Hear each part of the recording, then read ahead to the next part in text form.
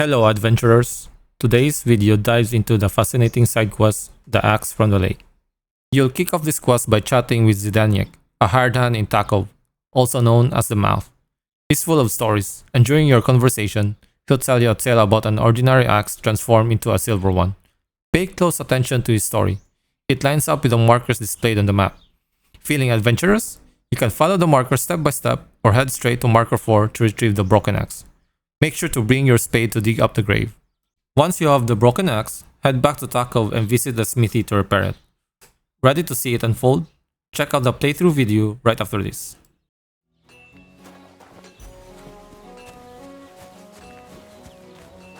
Why is this sticky? Greetings. Do you need something? People call you the Mouth, right? They say you tell all sorts of stories. I'm no mouth to you. My name is Zidaniak. Got that? What do people call you then? Bughead? Arse face? I'm sorry, Zidaniak. I'm Henry. Pleased to meet you. But you were right about the stories. I could tell you stories so sad they'd make the devil cry. Or would you prefer something so scary it'll make the hairs on your ass turn white? But it's a lot of hard work for me. Now, if you had something to drink or a couple of groschen, that might help loosen my tongue. I know quite a few stories myself. How about a trade? A story for a story. All right, then. But if it's the one about the magic porridge pot, don't bother. I've heard it 100 times. And that story always leaves me feeling hungry. I know a romantic tale about a knight, his lady love, and 3 impossible tasks he had to undertake to win her heart. He had to bring her the sweetest wine, tame the wildest horse, and make a crown with the rarest gem. And then? What happened when he'd done all 3? Well, the lady of his heart showed her gratitude by giving him the most precious thing she had. And I'm not talking about gold. Ho! A raunchy ending. That'll be popular with the lads round here. If I were you, I'd make it longer. To last a whole evening. Add a wicked stepmother, that sort of thing. It'll be a hit. And now, I'll tell you a tale in return. So what kind of story would you like to hear? I like stories that can teach me something. Stories with a moral. Haven't you heard enough of those in church? But it's not a problem. I have just the tale for you. And it's not one you'll hear from any priest. So, once upon a time, there lived in these very lands 2 brothers. The older was called Kuba, the younger, Matthias. They were both woodcutters, like their father and his father before him. One day, at the height of summer, they were working in the woods. The air was as hot as a furnace, so Matthias went to a nearby pond to cool himself. But as he was leaning over the cold water, there was a loud splash. His axe had got loose from his belt. In haste, he began to search the muddy bed of the pond, and his hands soon touched something hard and heavy. He pulled it out and could not believe his eyes. He pulled out an axe. Yes, but not his old one. It was an axe made of pure silver. Good God. I'd grab that without a second thought. Maybe you would, but Matthias would never. He was an honest man, and with a big swing he threw the silver axe back. He searched the pond again, and this time he pulled out his own axe. Nothing but dull iron and old wood.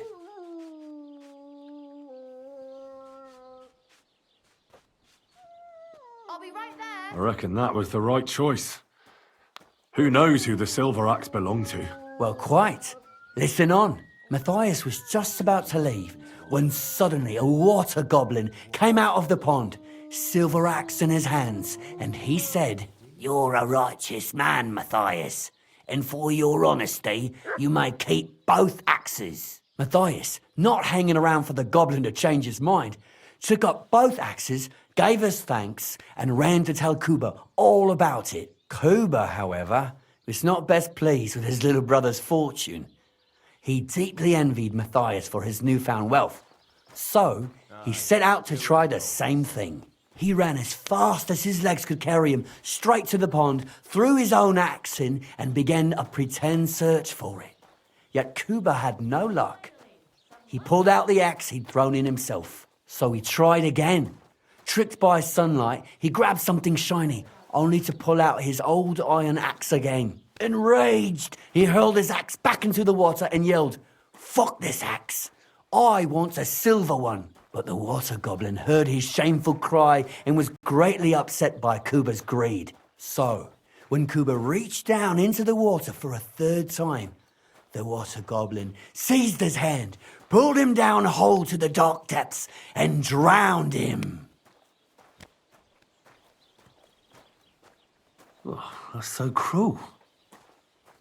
I feel sorry for Kuba. Aye, and so did Matthias. He went to the water goblin and begged for his brother's body so he could take him home and bury him. But the path back from the pond led over a steep hill, and carrying the weight of the waterlogged body exhausted Matthias. He stopped to rest by an old oak tree, and he used a silver axe to cut off a branch that would serve as a walking stick. But it wasn't enough. Somehow, it was still getting harder to continue up the hill. Then Matthias realized it wasn't his brother's body that was weighing him down. It was the silver axe.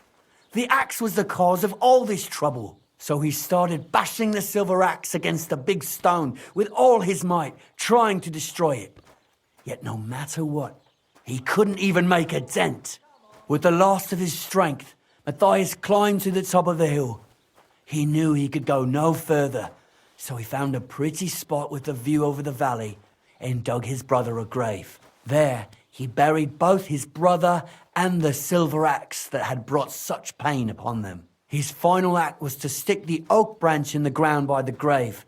But lo and behold, the branch grew green leaves and became a tree. The locals have had no dealings with the water goblin since then, but some have had the bad luck to bump into him.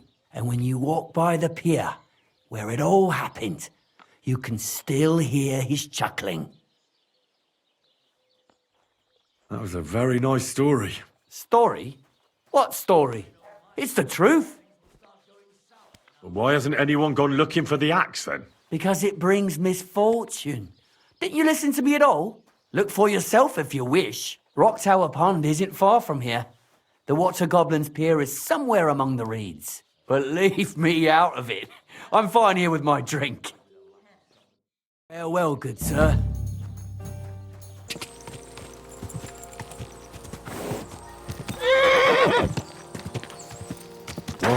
Whoa! Could this be the pier from Zdeněk's story? He said Matthias carried Kuba's body up the hill from here, up to an old oak tree.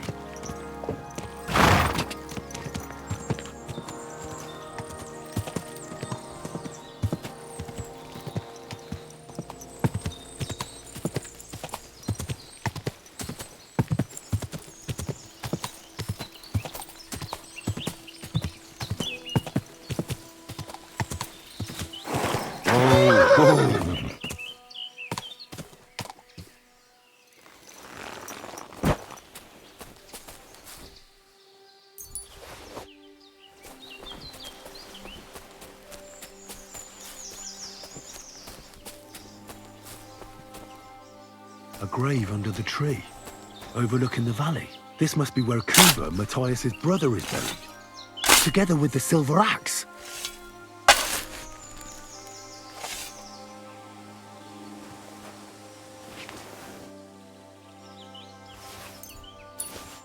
God in heaven, this really is the axe.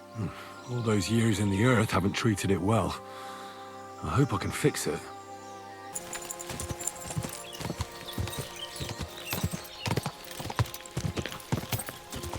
Quick! God! Whoa! Whoa!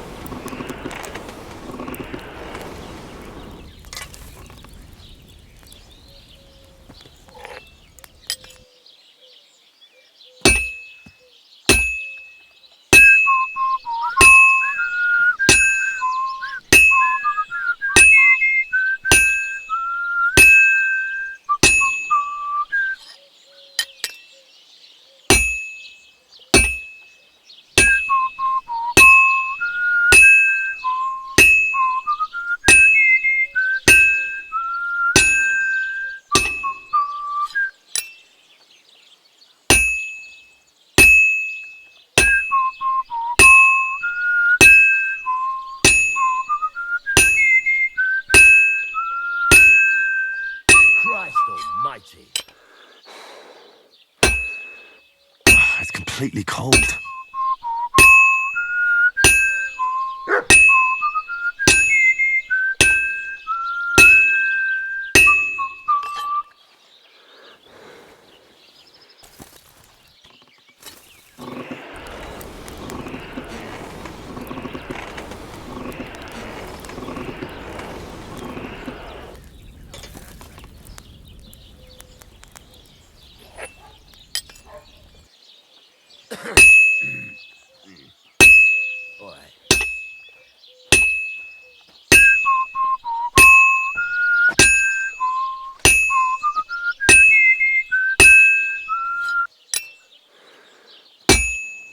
This'll be done in no time.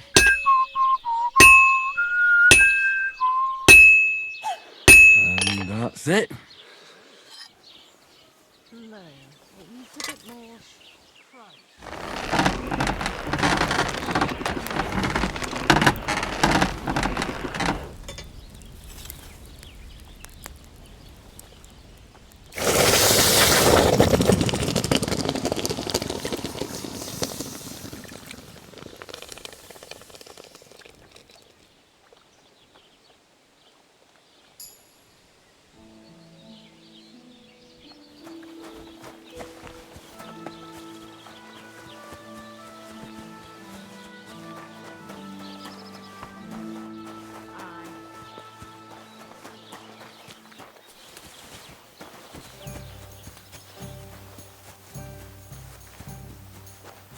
Hail.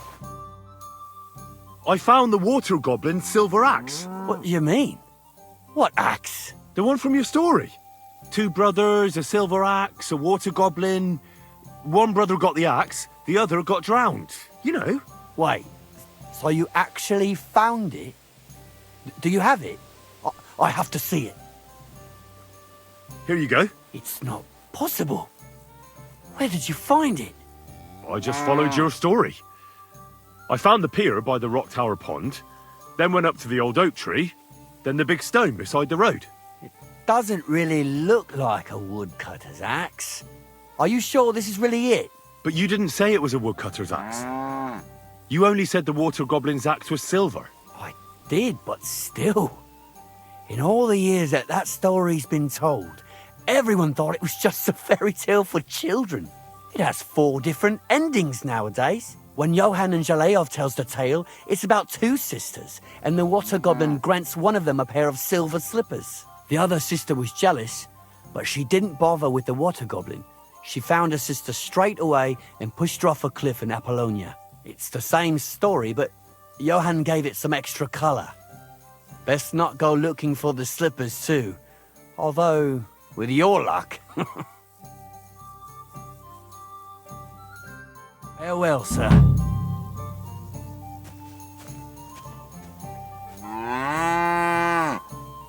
Did you enjoy content like this? Be sure to check out the channel and I'll see you next time. Have a great day.